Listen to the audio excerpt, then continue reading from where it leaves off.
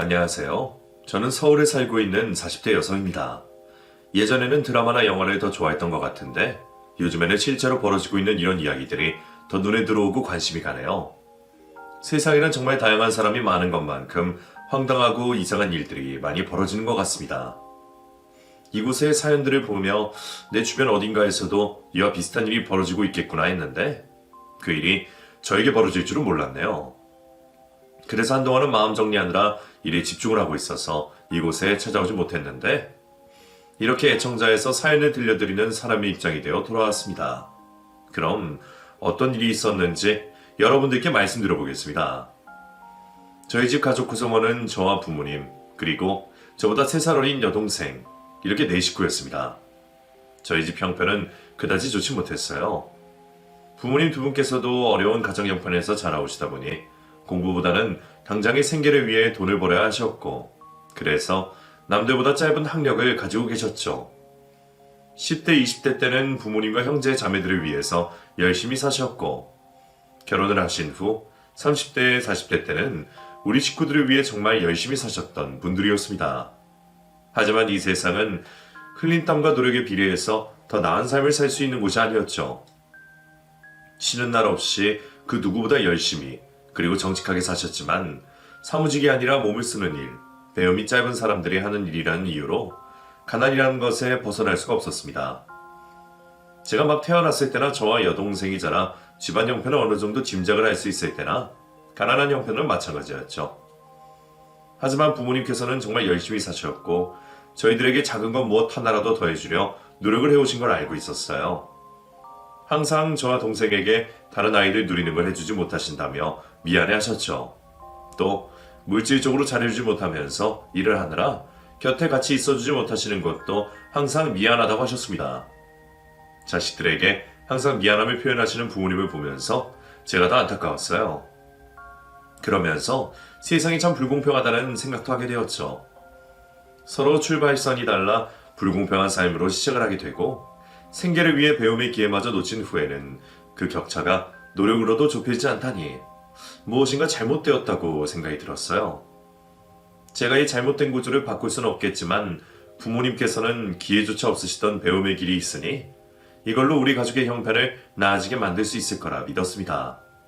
그래서 제가 꼭 성공을 하여 힘들게 사시는 우리 부모님을 호강시켜드리겠다는 일념 하나로 열심히 공부를 하게 되었죠. 제가 한 노력의 보상인지 아니면 부모님께서 물려주신 좋은 머리 때문인지는 모르겠지만 다른 친구들처럼 비싼 사교육 하나 받지 않고도 명문대학으로 진학을 할 수 있었습니다. 물론 명문대 진학만으로 제가 생각하는 성공이 보장되는 게 아니었기 때문에 수험생 시절과 비슷한 노력을 대학을 가서도 해야 했습니다. 그리고 부모님의 부담을 덜어드리고 수험생이 된 동생을 도와주기 위해 과외 아르바이트까지 하면서 정말 바쁜 시간을 보내게 되었죠. 대학 성적 관리를 하면서 이력서에 한 자라도 더 추가하기 위해 도움이 되는 공부와 공모전들까지 참가를 했고 그렇게 바쁜 시간 중에도 과외를 하며 정말 열심히 살았죠. 바쁜 일정이 너무 힘들어서 과외라도 줄여볼까 싶었지만 통장에 들어오는 돈을 생각하면 쉽게 그만둘 수 없었습니다. 그리고 부모님께서 몇십 시간 일을 하시고 돌아오셔서 받는 돈에 비하면 정말 좋은 환경에서 편하게 일을 하며 제 나이 맞지 않게 큰 돈을 벌고 있으니 얼른 생각을 고쳐먹고 돈을 벌 수 있는 것에 대해 감사하게 생각하고 있었죠. 그런데 생각을 해보니 과외로만 버는 돈이 꽤나 많다는 걸 느끼게 되었습니다. 특히 방학이 되어 과외를 하는데 온 시간을 쏟아붓다 보니 신입 직장인 초봉 한 달 월급을 넘게 되더라고요. 그러면서 사교육 쪽에 관심을 가지게 되었죠. 제가 수험생 시절 때에도 인터넷 강의로 연봉 10억 스타 강사다, 문제집 하는 걸로만 1년에 몇 억을 번다 하는 이야기를 들어왔기 때문에 성공을 멀리서 찾을 필요가 없다는 생각이 들었습니다. 거기다 과외를 해오면서 아이들을 가르치는 게 제 적성에도 맞다는 걸 알았고요. 그래서 선배들과 인터넷으로 학원 강사에 대해 알아보게 되었죠. 그렇게 알아본 결과 꼭 유명 학원 스타 강사가 아니라도 큰 연봉을 받을 수 있다는 걸 알게 되었습니다. 제가 다닐 때보다 더 커진 사교육 시장으로 인해 그때 스타 강사는 작은 기업체만큼 돈을 번다고 하니 더 매력적으로 느껴졌어요. 물론 학원 강사가 된다고 다 돈을 잘 버는 건 아니었지만 내 노력의 여부의 능력에 따라 대기업 회사보다 더 이른 나이 성공을 할 수 있다는 걸 알 수가 있었죠. 수천 수만 명이 되는 학원 강사들 가운데 제가 잘 된다는 보장은 없었지만 그렇다고 안 될 거라는 것도 없었습니다. 스타 강사는 꿈도 꾸지 않았고 유명 학원가에서 일만 할 수 있게 되어도 성공이다 싶어 학원 강사를 꿈꾸게 되었죠. 학원 강사를 목표로 대학생 시절 경력도 쌓고 공부도 하면서 꿈에 다가가려고 했습니다. 그리고 제가 했던 과외 경력으로 인해 강남의 아주 작은 학원에서부터 학원 강사 일을 시작할 수 있었죠. 그 후 밤낮 가리지 않고 학원 일을 최우선 순위로 두고 일에 매달린 결과 한 해 한 해 더 큰 학원으로 옮길 수 있었고 더 많은 연봉을 받을 수 있었죠. 그렇게 대학 졸업 후 학원 일에만 온 신경을 쓰고 일을 해오다 보니 강사 경력 15년 만에 나름 알아주는 학원 강사가 되어 있었고 연봉 또한 이전에는 상상도 할 수 없을 만큼 벌게 되었어요.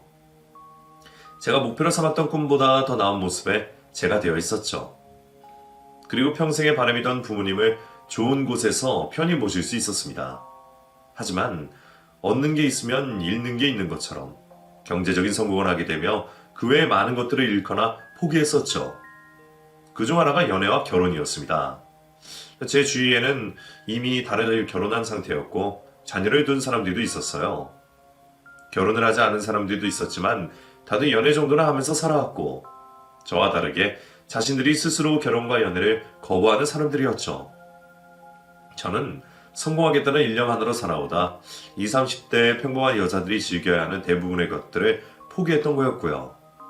물론 정말 마음에 든 사람이 있었더라면 또 어떻게 되었을지 모르겠지만 말이죠. 어쨌든 목표하는 바 모든 것을 이루고 여유가 생긴 그때는 연애를 바라면서도 때를 놓친 것 같아 연애와 결혼 모두 반쯤은 포기한 상태로 지내게 되었습니다. 그런 저에게 한 남자가 먼저 대시를 해오게 되죠. 그때는 그 남자와 만남이 제 인생의 가장 큰 후회가 될 거라고 생각하지 못했지만요. 그 남자를 만나게 된 건 학원 선생님들 전부 다 같이 점심 식사를 하는 자리였습니다. 다들 강의 준비와 공부로 바쁘다 보니 학원 기념일이나 축하할 일이 있어도 회식을 하진 않았어요. 보통 업무 메일로 공지를 하거나 축하하는 게 대부분인데 그날은 신년이기도 하고 작년도 성적과 매출이 급성장을 하여 축하하는 자리를 다 같이 하는 점심 식사로 대시하기로 했죠. 그런데 그 자리에 남자도 같이 하게 되었습니다. 원장 선생님과 일 관련으로 상의를 하러 온 상황이었는데 온 김에 같이 식사를 하게 되었죠. 인터넷 강의 동영상 관련해 일해주시는 업체 대표라고 소개를 받았어요. 그런데 그 남자가 식사를 하는 중에 저를 계속 의식하는 겁니다. 그래서 아는 사람인가 싶었어요. 과거 대학생 시절 과외를 해주었던 학생이거나 학원 강사 초창기 만난 인연인가 싶었죠. 그런데 아무리 봐도 저는 기억이 나질 않는 겁니다. 딱히 남자 측에서도 저에게 아는 척을 하거나 물어보지 않으니 사람을 착각한 줄 알고 그냥 넘기려고 했죠. 이후 식사를 마치고 강의 준비를 하던 길이었는데 남자가 저에게 뛰어오더니 대뜸 연락처를 달라고 하는 거예요. 저기요, 저 연락처 좀 받을 수 있을까요? 네? 왜요? 그리고 아까 식당에서도 계속 저를 보시던데 혹시 저희가 구면인가요? 아니요. 오늘 처음 만났습니다. 그런데 그쪽이 제 이상형이거든요. 남자친구 없으시면 저랑 몇 번 만나보시죠. 한눈에 봐도 나이차가 한참 나는 남자가 당돌하게 마음에 든다고 만나자고 하니 기분이 좋으면서도 어이가 없더라고요. 우선 강의 시간이 늦을 것 같아 연락처를 주고 떠났지만 그때까지도 그 사람이 남자로 느껴지진 않았어요. 내 나이를 알게 되면 알아서 물러설 것 같아 그게 신경 쓰지 않고 재미있는 에피소드로 넘기려 했죠. 그날 밤 늦은 강의를 마치고 집으로 돌아왔는데 남자에게서 연락이 와 있었습니다. 그래서 몇 마디 주고받으며 제 나이도 밝히게 되었죠.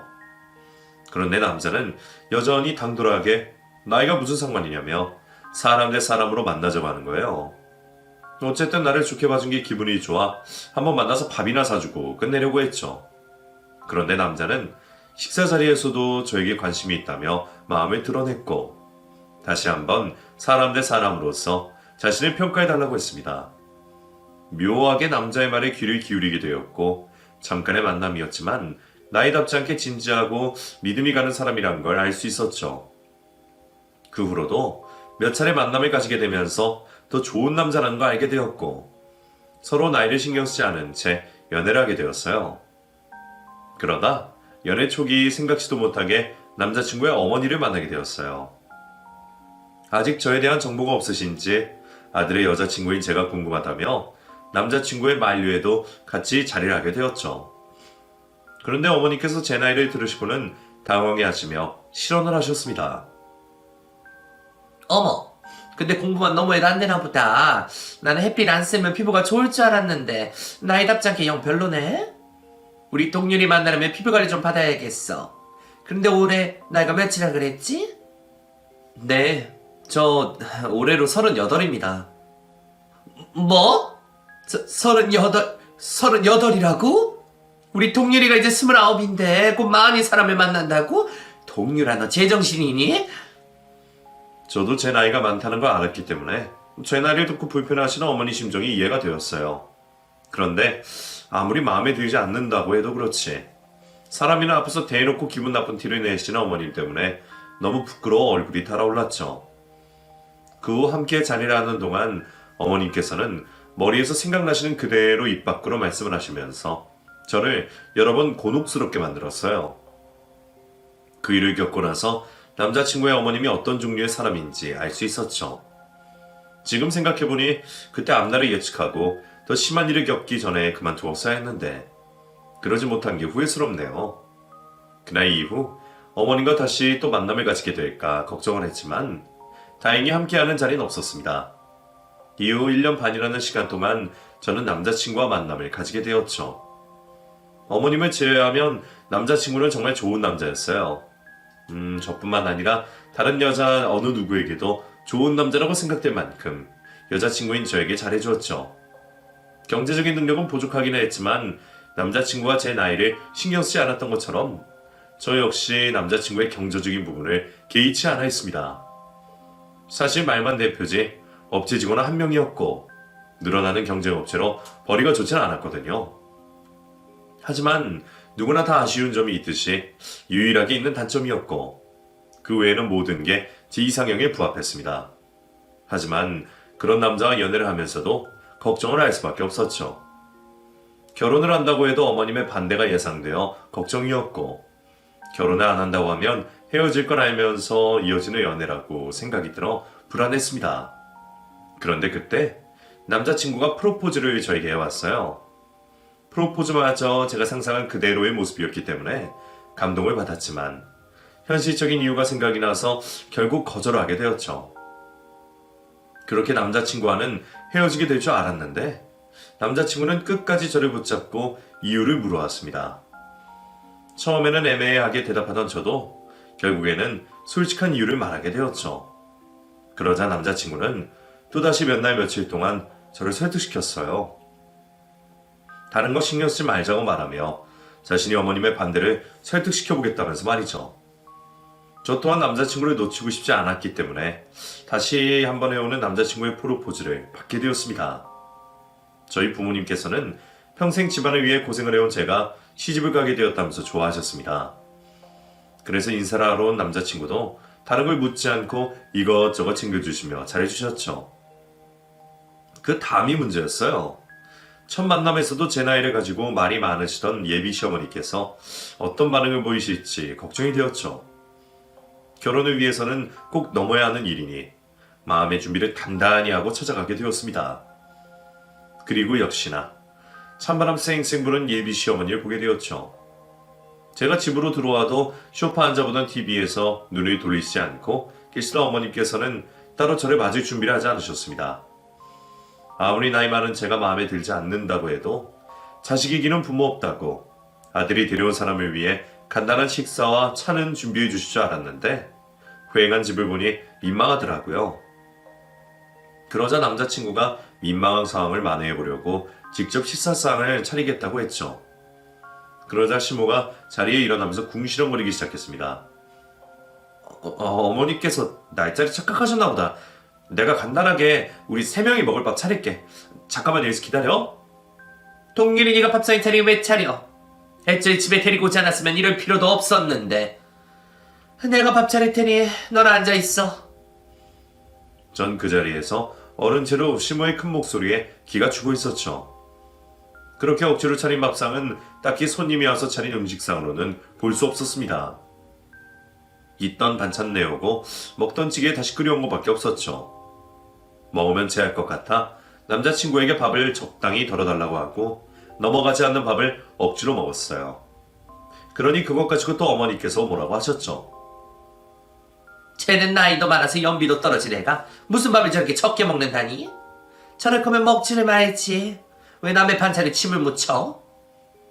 그쯤 되니 남자친구로 더는 안 되겠다고 생각했는지 저를 비호하고 나섰습니다. 어머니, 정말 너무하세요. 인사드린다고 찾아온 사람에게 최소한의 손님 대접은 하셔야죠. 그리고 왜 굳이 안 해도 돼 말씀하세요. 제가 말씀드렸는데 왜 이렇게 나오세요? 저 꼭 이 사람과 결혼할 거라고요. 그러니까 이렇게 유치한 행동 좀 하지 마세요. 뭐? 유치해? 너 벌써부터 절자 편드는 거냐? 지금부터 이러면 나중에는 얼마나 더 하려고 이러는 거야? 남자친구가 너무 흥분한 것 같아 더 흥분을 하기 전에 어머니께 죄송하다는 말씀을 드리고 남자친구를 같이 데리고 나왔습니다. 그리고 다시 들어가봤자 긍정적인 이야기는 들을 수 없을 것 같아 인사를 드리고 나오게 되었죠. 그날 이후 본격적으로 결혼을 반대하는 시모의 괴롭힘을 당하게 되었어요. 내가 이렇게 해서 결혼을 해야 하나 싶을 정도로 저에게 자신의 아들 곁에서 떨어지라고 갖은 협박을 해오는 시모에게 시달림을 당하게 되었죠. 전화, 문자 테러는 기본이었고 점심시간 학원 앞에서 저를 잡아다가 점심시간 내내 남자친구와 떨어지라며 요구를 하셨어요.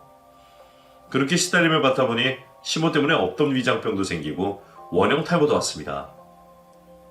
겉으로 보이는 상처가 그 정도였는데 마음의 상처는 얼마나 더 쓰리고 아프겠어요. 그런데 저도 평생 도끼 하나로 그 자리까지 올라와서 그런지 시모가 그런 행동을 할수록 기필코 결혼 승낙을 받겠다는 생각이 들었습니다. 그리고 시모에게 받은 상처를 남자친구가 대신 감싸줬기 때문에 시모의 시달림에 굴하지 않고 결혼의 뜻을 굽히지 않았죠.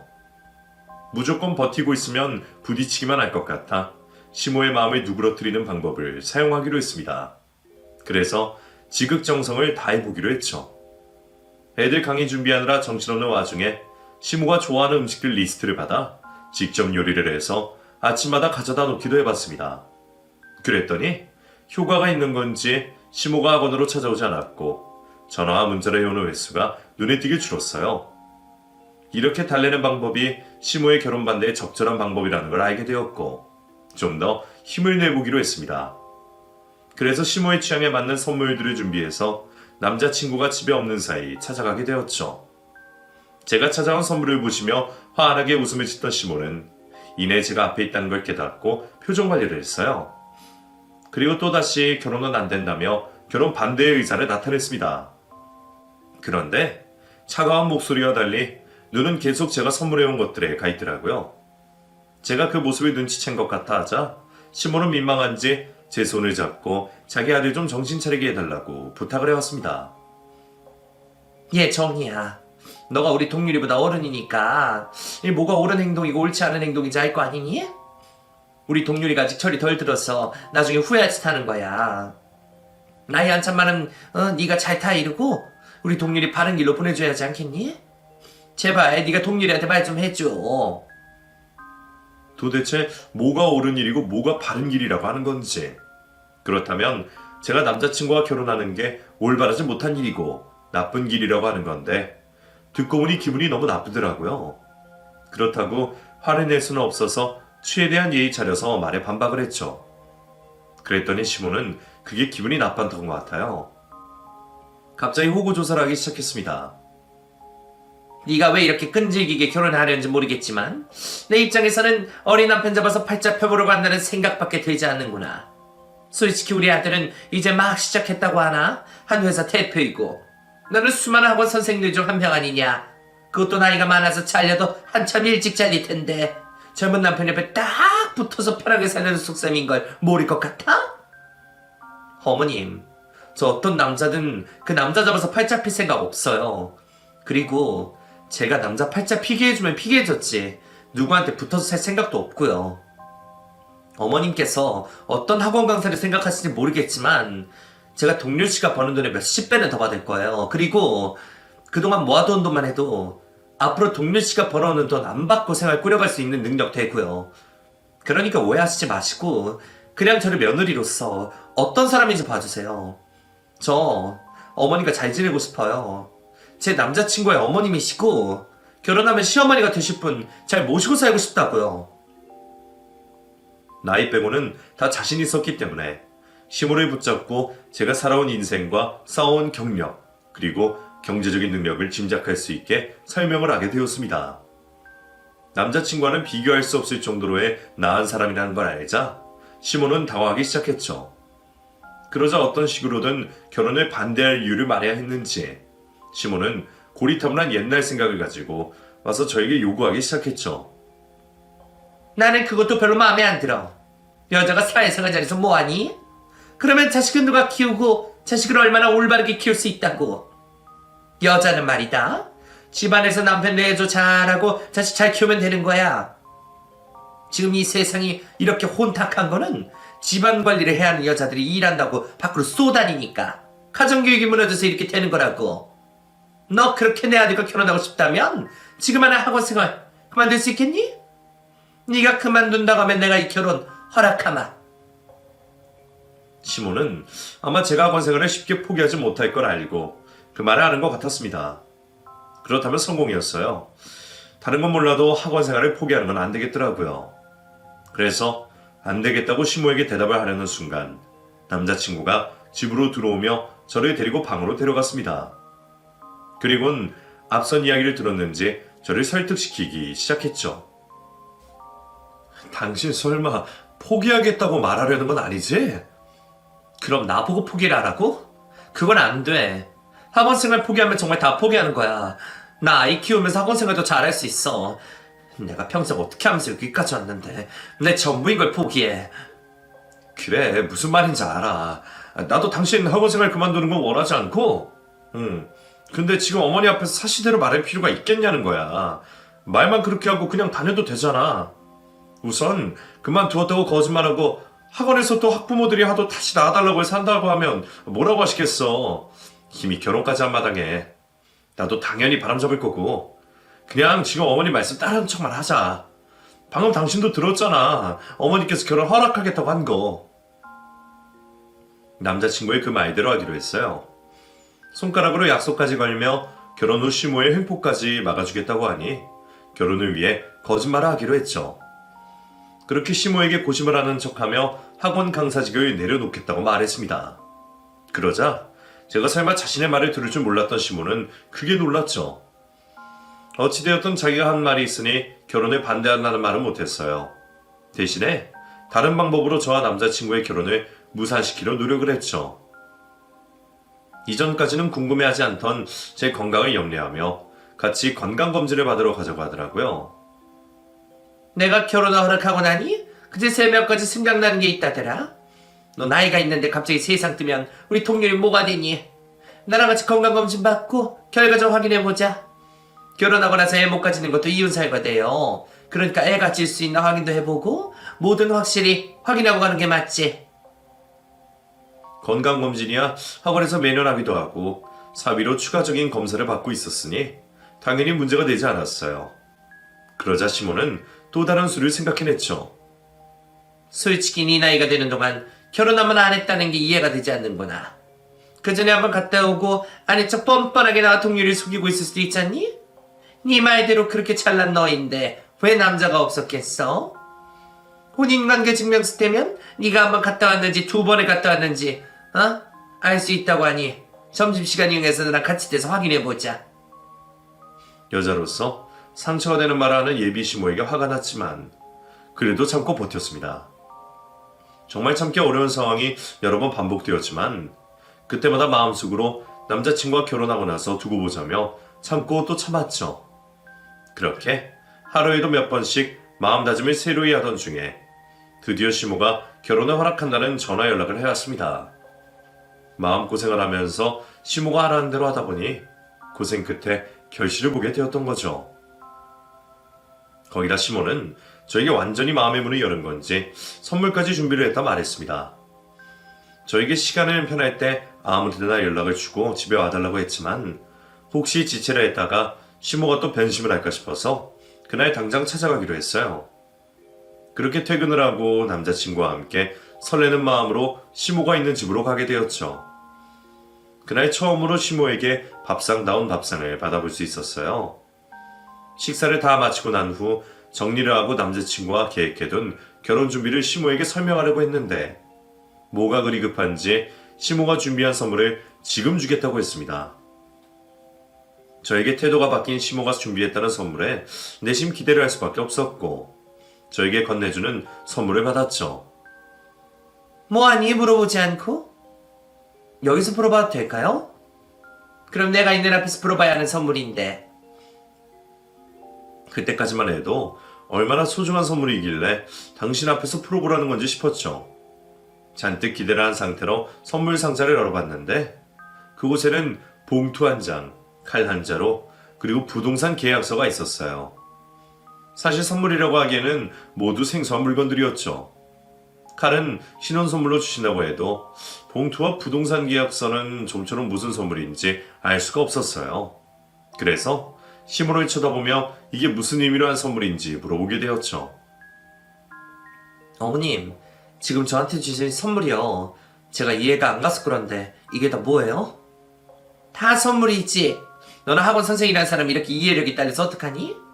내가 일일이 다 설명을 해줘야겠어, 민망하게? 죄송해요. 아무리 생각해도 이게 다 뭔가 싶었어요. 특히 다른 건 어떻게든 끼워 맞춰보겠는데 이 흰 봉투는 도저히 모르겠네요. 내가 설명해 줄 테니까 잘 듣고 그대로 해라, 알겠지? 우선 거기 칼의 의미는 너도 많이 들어봤을 거다. 이제 네가 우리 박씨 집안 사람이 되는 거니? 너희 친정과는 연을 끊으라는 의미로 선물한 거야. 요즘 며느리들은 명절, 어버이날 등등 시댁 부모님이나 친정 부모님이나 똑같이 한다며? 난 그렇게 하는 거 이해 못한다. 명절이면 3일이든 4일이든 꼬박 우리 집에서 있다가 해야지. 친정이야 그 다음 주말에 짬을 내서 가면 되는 거고. 그리고 어버이날도 마찬가지다. 뭐든지 시댁일이 먼저고 시부모님이 먼저인 거야. 너야 시아버지가 안 계시니 나만 챙기면 되는 거고. 우리 집은 제사도 꼬박꼬박 챙기니 미리 달력에 적어놓고. 저뿐만 아니라 남자친구까지 있는 앞에서 당당하게 출가 외인으로서 시댁일만 챙기라고 하는 시모가 어이가 없었지만 그 정도의 모습은 예상하지 못했던 것도 아니었어요.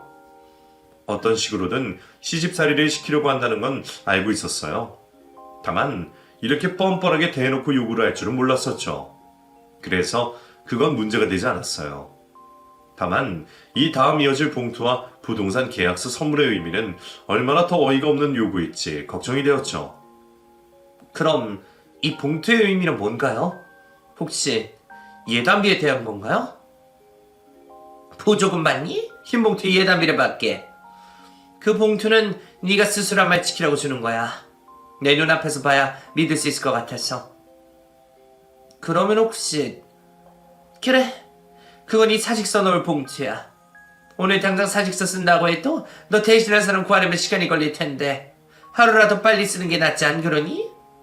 오늘 내가 보는 눈앞에서 사직서 쓰고 다음날 너희 원장서 있게 드려라. 네가 사직서 냈다는 확인사진 꼭 찍어서 보내고. 이건 네 입으로 말한 거니 불만 없지? 이건 칼보다는 나았습니다.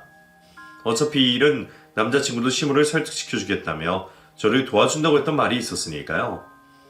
사직서에 쓴 척을 하면 되는 거고 다음 날이면 제가 원장 선생님께 사직서를 냈는지 안 냈는지 시모가 알 방법이 없었으니까요. 드디어 마지막으로 부동산 계약서만 남아 있었습니다. 이 정도 분위기라면 대충 예상되던 게 있었어요. 신혼집 구할 때 시모 근처로 이사를 오라고 한다거나 제가 부담을 더하는 정도의 요구라고 생각했죠. 그 정도 역시 제가 감당할 수 있는 영역의 요구였습니다. 그래서 마음을 좀 놓고 있었죠.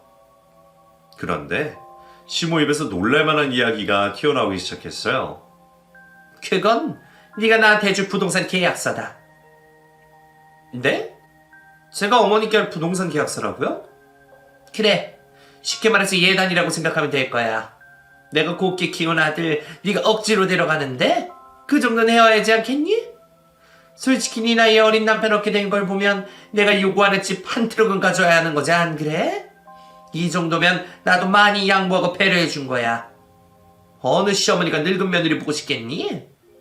네가 밖에서는 얼마나 잘 나가는지 몰라도 결국에는 그 잘난 모습 다 먹어치우는 큰 결점이 있으니까 지금까지 결혼을 못한 거 아니겠니?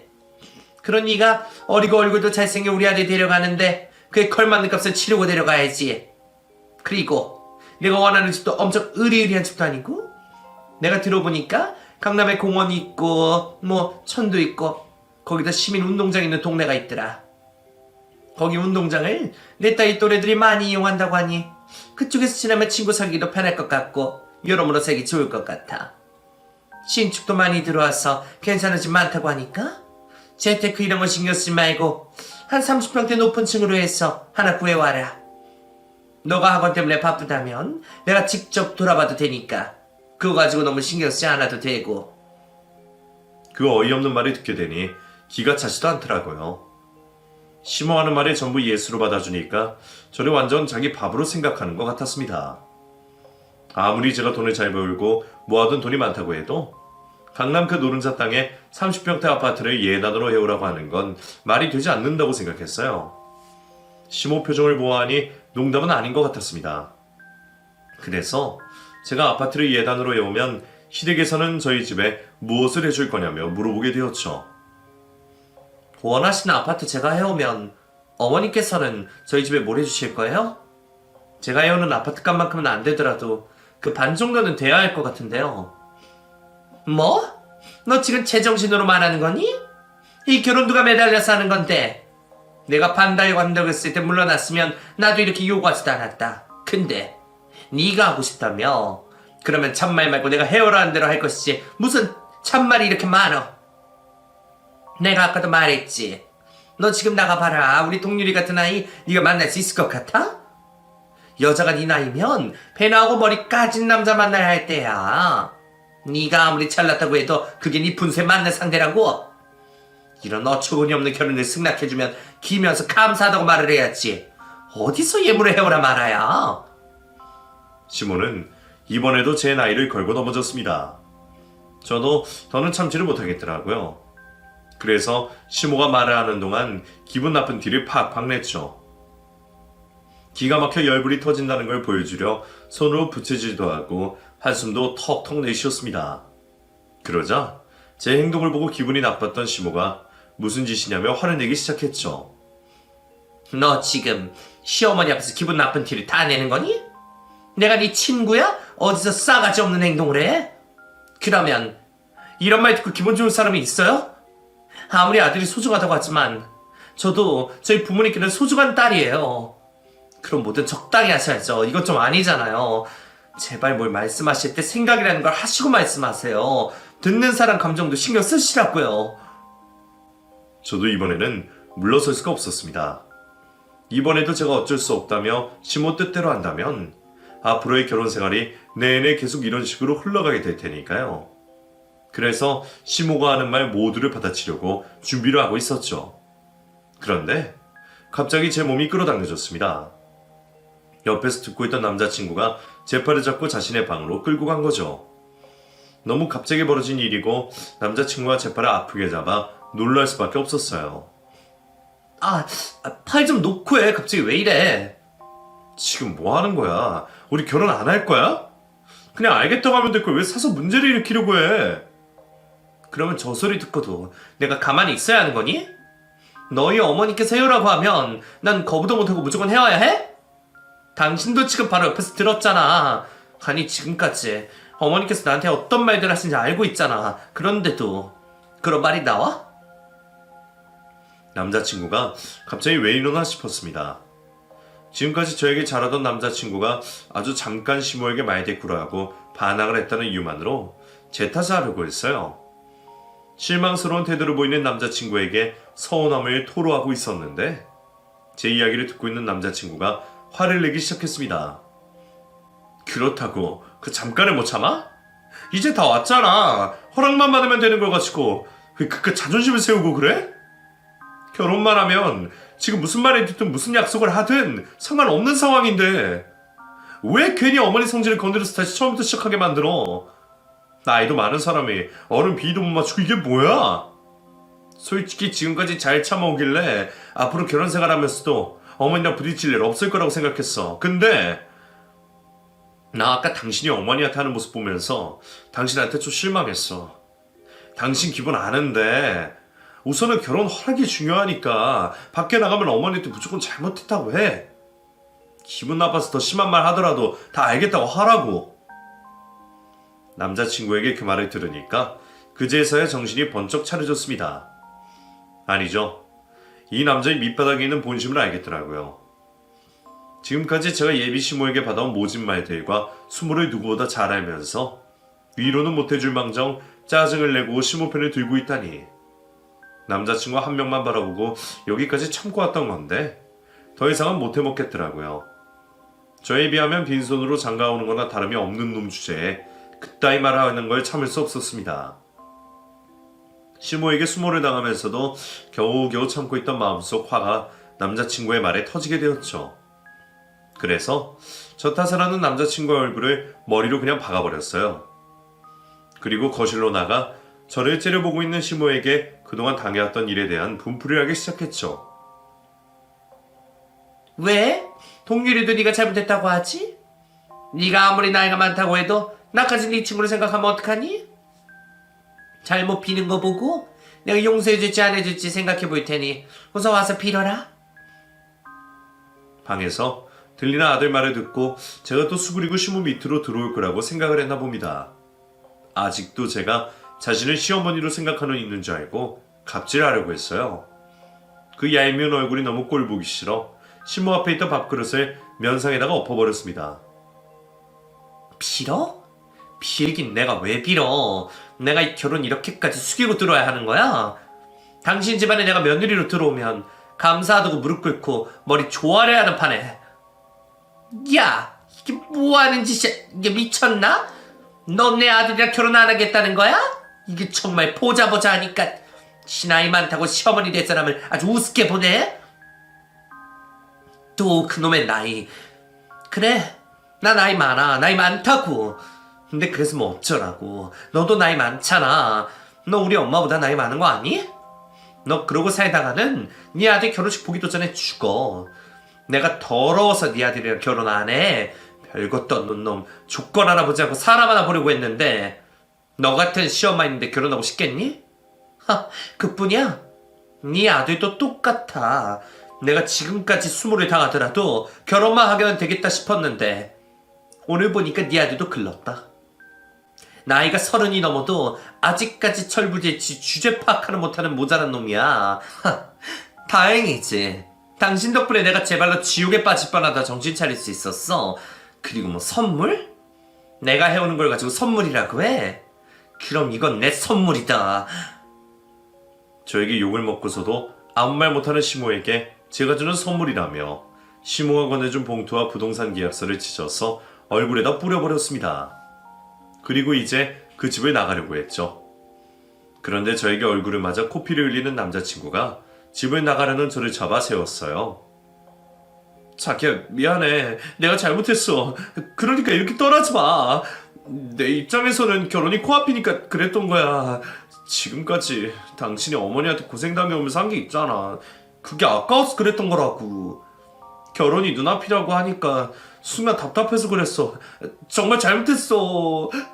내가 다시는 당신 마음 아프게 하는 말과 행동하지 않을게. 이번만 용서해줘. 남자친구가 처음으로 저에게 무릎을 꿇고 코피를 흘리는 채로 미안하며 사과를 하고 있었지만 방금 전 남자친구에게서 당한 일로 돌아선 마음은 변하지 않았습니다. 남자친구의 일은 서로 간의 다툼이라고 생각하고 넘긴다 해도 저런 생각, 저런 성격 가진 시모랑 어떻게 한가족으로 살면서 얼굴 보고 살겠어요. 만약 남자친구와 결혼 생활을 한다고 해도 분명 나이 많은 제가 지 아들과 결혼해서 고마운 줄 알아야 한다며 감나라 배나라 간섭질할 게 분명했죠. 정신을 차린 마당에 또다시 실수를 반복할 수 없었습니다. 싫어. 내가 뭐가 모자라서 너랑 결혼해서 너네 엄마 무시를 당해야 하니? 여자가 여성이면 죄 짓는 거야? 그러면 나보다 경제적으로 한참 모자란 너는 무슨 죄를 지은 건데? 우리 집에 들어와서 무슨 무시를 당해야 하는 건데? 너가 잘한다고 해도 네 엄마 때문에 우리 결혼 생활 얼마 못해. 너도 네 엄마가 좋아하는 여자 만나서 행복하게 살아라. 그렇게 남자친구에게 이별을 통보하고 또다시 집을 떠나려는 순간 이번에는 지 아들 코피가 났다며 시모가 호들갑을 떨었어요. 뭐야? 동률이 너 왜 코에서 코피를 흘려? 이건 인연이 이렇게 한 거야? 야, 네가 뭔데 우리 키아나 코에서 피가 나게 해? 인연이 정말 미쳤나? 동률이 너도 정신 차려. 늙어빠져서 곧 할머니가 되려면 뭐가 좋다고 붙잡아. 전혀보다 잘나면서 어린 여자 널리고 널렸다. 나이 많다고 유세 떨면서 지 남편 패는 여자 뭐가 좋다고 난리야? 너 전현이랑 살면 맨날 이 모양 이 꼴일 거야. 그러니까 그만해. 그냥 돌아서려고 하는데 시모하는 말이 거슬려서 도저히 그냥은 못 가겠더라고요. 분명 방금 전 주제를 알아차리게 말해줬는데 그새 까먹은 것 같아 다시 퍼부어줬죠. 꿈도 야무지시네. 도대체 뭘 믿고 네 아들이 그런 여자 만날 수 있을 거라고 생각하는 거야? 코딱지만한 사업체, 직원도 겨우 한 명이고 경쟁업체는 수두룩해서 언제 망할지도 모르는데, 그리고 당신 같은 시어머니가 있는데 누가 시집을 와? 성격이 지랄 맞는데.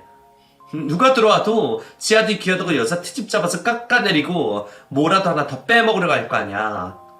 집에서 남 괴롭힐 생각할 시간 있으면 밖에 나가서 당신 아들 급이 얼마나 되는지 보고 나서 말해. 그리고 내 급은 어느 정도인지 당신 눈으로 확인해보고. 능력도 없으면서 욕심만 많아가지고 지 아들 결혼하는 걸로 한몫 단단히 챙기려고 해? 당신 그 나이 먹고 인생 그렇게 살지 마. 안 그래도 심술보 덕지덕지 붙어서 꼴보기 싫은 얼굴 더 꼴보기 싫게 만들지 말라고. 제가 하는 말이 틀린 말이 하나 없어서 그런지 아니면 괜히 말을 꺼냈다 본전도 못 찾을 듯 싶어서 말을 못하는 건지 모르겠지만 시모는 아무 말도 하지 않고 가만히 있더라고요. 이젠 정말 이 사람들과 같이 있는 게 지긋지긋하고 진이 빠져서 더는 못 있겠다 싶어 그 집을 떠나게 되었죠. 그렇게 악몽 같았던 시모와의 시간이 끝이 나게 되었어요. 물론 남자친구는 그날 이후에도 꾸준히 자신이 잘못했다며 그리고 시모도 반성을 하고 있다며 저를 붙잡으러 연락이 왔습니다. 미련이 남는 건 남자친구 쪽이었지 전 시모에게 치가 떨릴 정도로 시달렸기 때문에 미련 하나 있지 않았어요. 그리고 남자친구가 저에게 화를 냈던 그 순간도 잊혀지지 않았죠. 그래서 계속 오는 연락을 차단하고 무시를 했습니다. 그리고 혹시나 불편한 마주침을 방지하고자 원장 선생님께 인터넷 강의 동영상 관련으로 문제가 너무 많은 것 같다며 핑계를 대고 더 나은 곳으로 계약을 하자고 건의를 했죠. 굳이 바꿀 이유는 없었지만 선생님들 입에서 오르락 내리락 하는 것보다 업체 바꾸는 게 더 편하고 쉬운 일이니 원장 선생님께서는 계약 기간이 종료되면 다른 업체를 구해본다고 하셨어요. 그렇게 남자친구와도 만약에 있을 만남을 방지하고 흔적을 완전히 지우게 되었고 지금까지 단 한 번도 마주치지 않고 있어요. 그 사람들 소식 궁금하지도 않아서 굳이 수소문하진 않았습니다. 지금 저는 여전히 혼자 살고 있지만 연애는 하고 있어요. 이번에는 저와 비슷한 연령의 수준도 비슷한 남자를 만나고 있고요. 앞으로 이 남자와 어떻게 될지 모르겠지만 앞서 겪었던 일로 인해서 시댁의 상황이 어떻고 또 시부모님 되시는 분이 어떤 분이든 말도 안 되는 억지에 제가 먼저 숙이고 들어가는 일은 없을 것 같아요. 애초에 결혼이라는 게 누가 누구에게 숙이고 미치고 들어가는 일이 아니잖아요. 사랑하는 사람들끼리 결혼을 하는 거지. 저에게 늦었던 첫 연애는 실패했지만 이 일을 계기로 삼으려고 합니다. 그러다 보면 올해든 내년이든 좋은 일이 생기겠죠. 제 이야기는 여기까지입니다. 그럼 시청해주셔서 감사하고 저도 다음 사연을 기다리도록 하겠습니다. 감사합니다.